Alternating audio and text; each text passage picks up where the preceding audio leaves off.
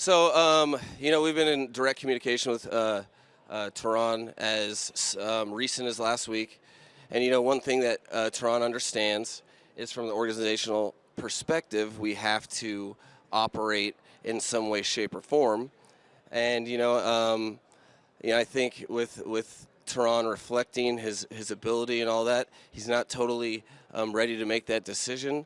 As a result, I think we have to operate as though he won't play, just because you have to prepare for, things that you can't control. But, I think he's going to take his time with his family and loved ones and make that decision because it is not an easy one. But we will be operating as though, we are moving on in that way simply for the execution of free agency and the draft.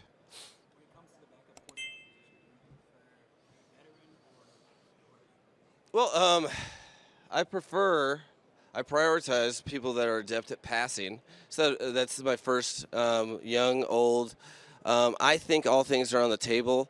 There's, some guys that were pretty interested in free agency, and there's guys in the draft as well. So I think both avenues afford us an opportunity to improve the room the at that position, which I think was pretty obvious, is on everybody's tip of the tongue that it needs to be a focus of ours, and it is.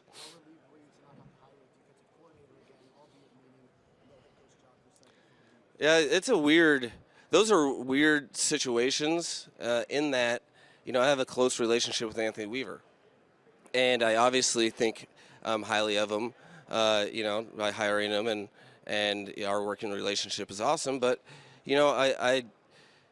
I know he is going to be a tremendous head coach someday, and it's not that exciting. It is a relief just knowing that I think there's a tremendous amount out there for us to have finally have some continuity with scheme and leader.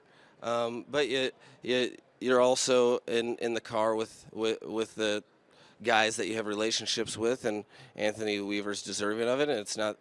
It just so happens it won't be this year, but I'll be sure to not take for granted my working relationship with him this coming year, because my expectation is that whole process will be. I have to be ready for it to be short-lived.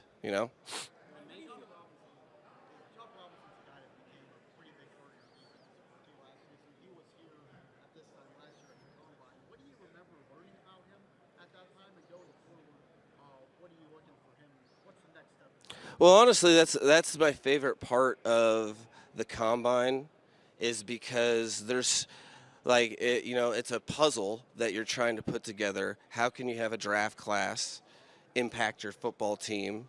Where your needs, where the strengths of the draft, and then the individuals. And you can't. A lot of times people get caught up in, especially I think we're all victims of it. You get into the world of fantasy football and you start treating people like they're console creative players, and these are human beings. And that's at the foundation of what makes people be able to really succeed on the NFL level, because the parity is so real. So meeting him, understanding that we were dealing with a wise beyond his years type of young man, a guy that had just scratched the surface but was hungry to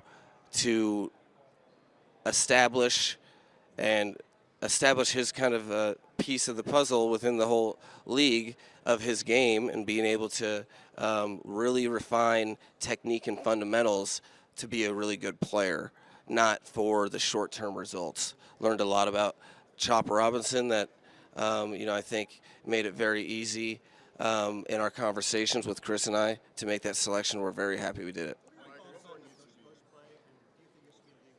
Yeah, I'm kind of. It's tough because I have a hard time making things illegal because of success. However, I think my mind would, the it's a different thing if it's a safety issue. For me, in the game of football, when your job is to take 11 people, possess the ball, and move it down the field to try to get in the end zone to score points, I think it's because it's successful. I have a hard time being at the teeth of the argument to move on from it. That's just my opinion. I do understand both sides. How do you value upside versus positional?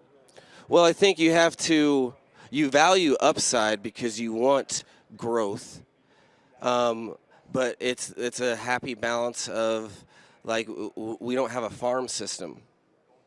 Like you are playing live bullets if you are on the 53, and generally when you're drafting someone, you don't have the luxury of redshirting them in the National Football League. So there has to be, for me, I'm looking at the college game and extrapolating it to the professional game, and so I'm taking what's happening in college football with the players on any given play and extrapolating that to what that would look like on the NFL level. If there's a ceiling for, that's good enough, and that's extremely attractive, and that's probably what you want the most, is you want the NFL ability with room to grow into greatness.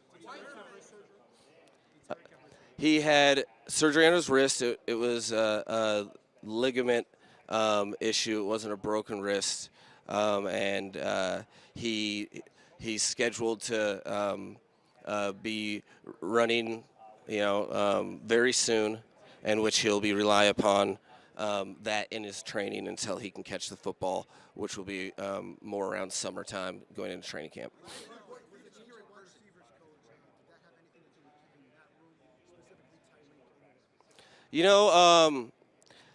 I could see why one could come to that conclusion. However, it wasn't at all. In coaching, especially, I have a high regard for Wes Welker, and generally, in my position, I have to do the hard thing, which is, in this case, is look past the relationship. And for me, I take the job and the responsibility of being a head coach super serious, and I don't play with people's livelihoods. So, for me, when it's very important that I outline specifically what I'm looking for on the front end with a coach, and in certain situations, those things can't be delivered upon. So, who else is going to do the hard but right thing? That's my job. But it was motivated in things that were much beyond, what happened with Tyreek at the end of the season.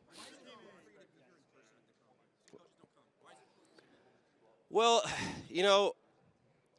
because I can't replace that face-to-face energy and human element that is so important. Like in this game, it's the one time that however, it is for us a little inefficient in terms of time. There's some downtime in the middle of the day, but for me, I'm hard pressed with how important the decisions are for the fabric of your team when it comes to the NFL draft. Everybody can do it a different way. I need to see people in person for me to kind of complete the whole picture of what I'm seeing on film.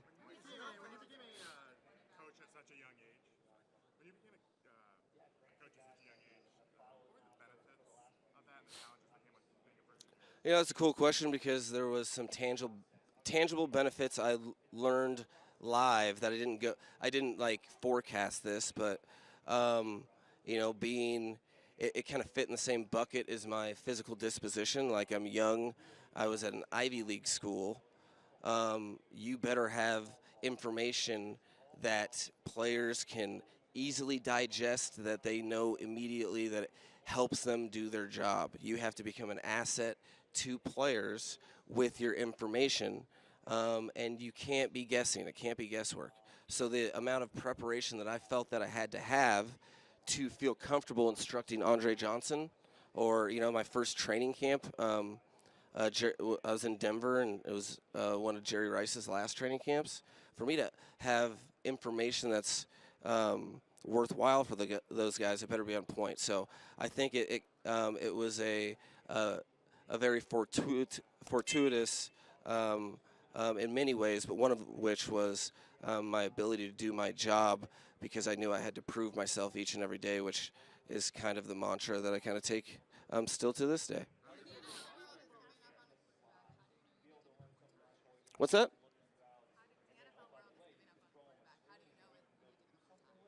Evaluating all of the compounding variables. That's the biggest thing. Is we're not results are something that need to be focused on. However, compounding variables. This is not a science experiment. That you can't. If you just take the results, you're leaving yourself vulnerable to missing out on people that can be very adept at their job. So, I think you have to assess all of the variables. One of which is a schematic situation that they're in, what they're asked to do, the eligibles that they're around, the situations that they're put in. All of these things, the quarterback position has a lot of uncontrollables that you're at the mercy of. So you try to do your best to put yourself in the player's situation and evaluate from that standpoint. And often that can lead to, all right, we need to give this guy another chance. He might have a better shot at the results that everybody wants in this situation, in this scheme, et cetera, et cetera.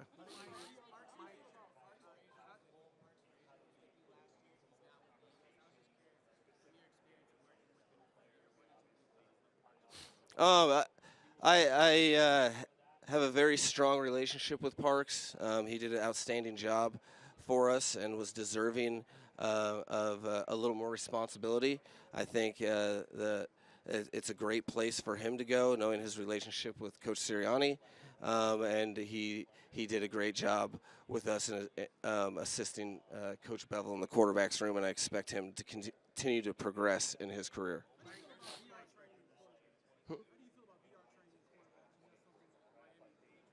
Yeah, no, I'm very emphatic about that resource tool being beneficial to non-starters in the regular season.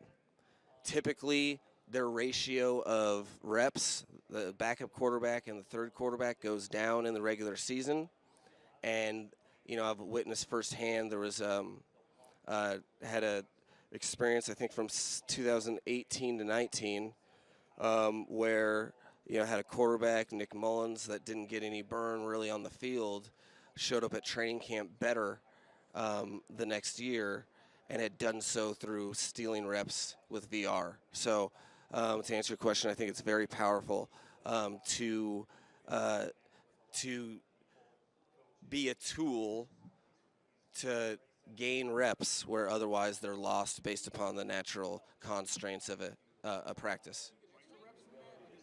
Absolutely, absolutely. Extra and reps is what it allows you to do, and you're at the mercy of 21 other players generally to get a rep. VR, you can go solo, only child style. Have no friends, get reps. So it works out for everybody. After waiving Noah Raheem and Jeff set to hit free agency, how would you evaluate the current state of the Dolphins? I'm fired up of the incomplete room. There's the nature of the National Football League. You're, you guys would have to fact check, but I feel like there's 40 to 60% roster turnover on every team every year, and I think that's something that's the nature of our business. Right now, I feel extremely strong about who's in the room, knowing that it will grow by 2 to 3 people. But I think part of our vision moving forward is we have high expectations for that tandem of Devon and Jalen, and think that they give us an opportunity to really be effective handing the ball off and doing stuff in the pass game. So I'm excited to see how the room fills out, knowing that we only have 2 under contract. But I'm very excited about those 2 and motivated to make that more than 2.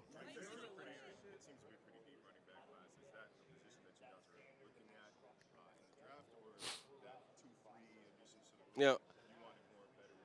So like Chris shares this same foundational anxiety as I do, which is like a lot of times the player that you ultimately in hindsight should draft may not be the exact position need. So and to keep yourself from missing out on the opportunity to draft particular players that you think can help your team, you kind of go into every draft. It's non-negotiably. I have to focus on the entire draft class and see where its strengths are. And I think that between E and Chris Greer and Frank Smith and our whole personnel department, I think we have I feel very confident in our ability to match skill set with scheme.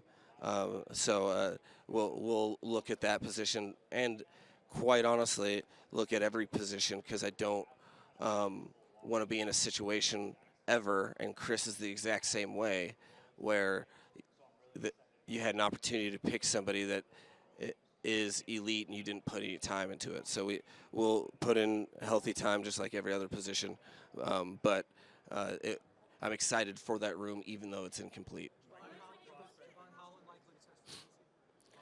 Yeah, I think Javon has earned the right to go out and test his market, and that's something that I don't look as a negative, because what I don't want is players being here and wishing they were somewhere else. So testing the market. This has been a guy that has been a contributor from his rookie year on. That a lot of teams have had the ability to watch him, and we feel good about his ability to test his market, and if business works out appropriately, his ability to be back here. So that process will start. I know he's looking forward to it, and he's earned that.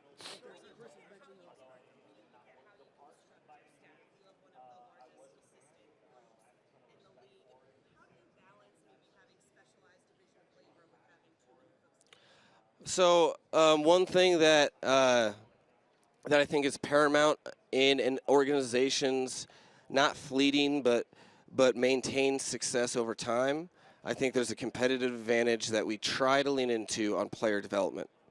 And much of the girth of the staff is because we have position assistants that are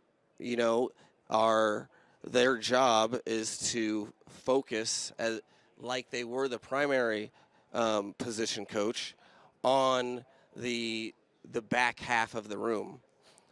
Things after practice, we have a structured after practice developmental program that we do with guys, and then something on Monday from the past game plan. So the long and short of it is it is an issue if you have too many cooks in the kitchen. I think we have a good format where guys get the individual attention that I think is deserved of an NFL player who's trying to best contribute to a team, just like we all want them to.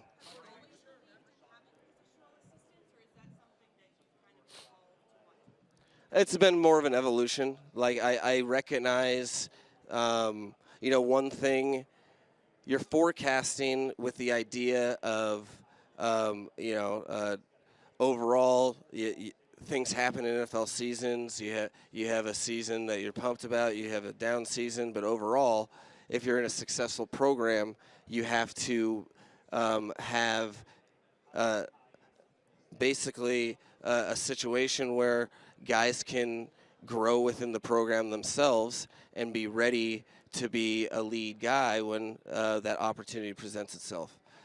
and that's been kind of something that I didn't necessarily come in looking at, but solving the problems year after year, it's been become a priority. Hmm?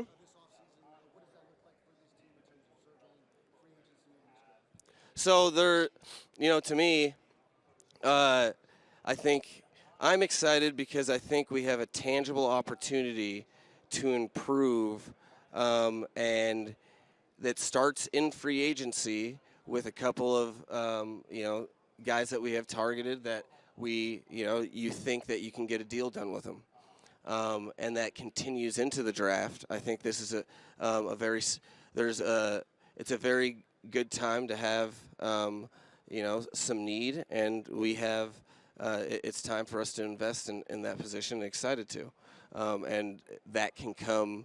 I would expect it to surface itself in both free agency and the draft. Mike, there's a prospect in this draft who has deep Dolphin roots in Mason Taylor. Have you gotten a chance to meet him, talk to him, or witness?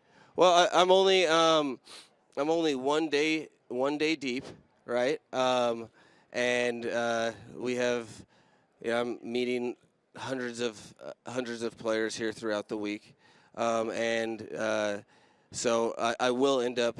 I think I can't remember what day.